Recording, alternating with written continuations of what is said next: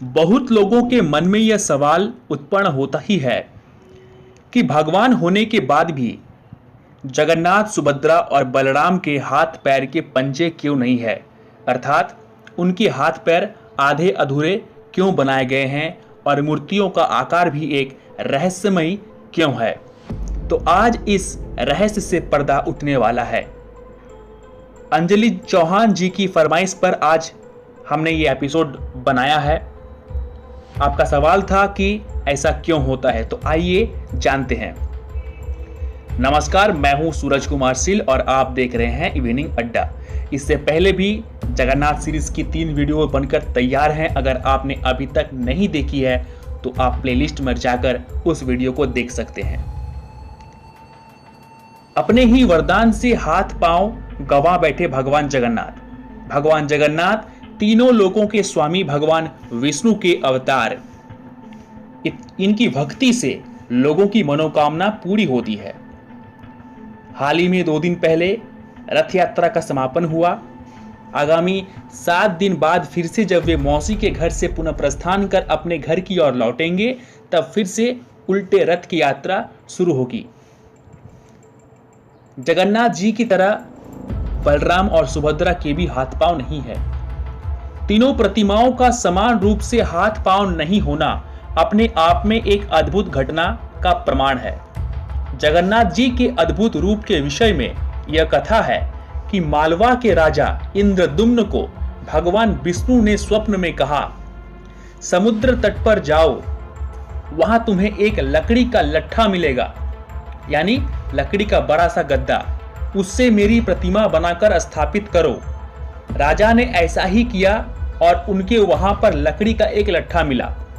इसी बीच देवशिल्पी विश्वकर्मा एक बुजुर्ग मूर्तिकार के रूप में राजा के सामने आए और 1 महीने में मूर्ति बनाने का समय मांगा। विश्वकर्मा ने यह शर्त रखा कि जब तक वह खुद आकर राजा को मूर्तियां नहीं सौंप दे, तब तक वह एक ही कमरे में रहेगा और वहां पर कोई नहीं आएगा, अर्थात भगवान विश्वकर्मा के कार्य में कोई विघ्न नहीं डालेगा। राजा ने शर्त मान ली, लेकिन 1 महीना पूरा बीत जाने के बाद कुछ दिन पहले मूर्तिकार के कमरे में से आवाजें आनी बिल्कुल बंद हो गई। तब राजा को चिंता होने लगी कि बुजुर्ग मूर्तिकार को कुछ हो तो नहीं गया। इसी आशंका को दूर करने के लिए उसने मूर्तिकार के कमरे का दरवाजा खुलवाकर देखा। कमरे में कोई नहीं था सिवाय अर्धनिर्मित मूर्तियों के, जिनके हाथ पांव अपूर्ण थे। राजा अपनी भूल पर पछताने लगा। तभी आकाशवाणी हुई कि यह सब भगवान की इच्छा से हुआ है, इन्हीं मूर्तियों को ले जाकर मंदिर में स्थापित करो। राजा ने ऐसा ही किया और तब से जगन्नाथ जी इसी रूप में पूजे जाने लगे। विश्वकर्मा चाहते तो एक मूर्ति पूरी होने के बाद दूसरी मूर्ति का निर्माण करते, लेकिन उन्होंने ऐसा नहीं किया और सभी मूर्तियों को अधूरा बनाकर छोड़ दिया। इसके पीछे भी एक कथा है। बताते हैं कि एक बार देवकी रुक्मणी और कृष्ण की अन्य रानियों को राधा और कृष्ण की कथा सुना रही थी।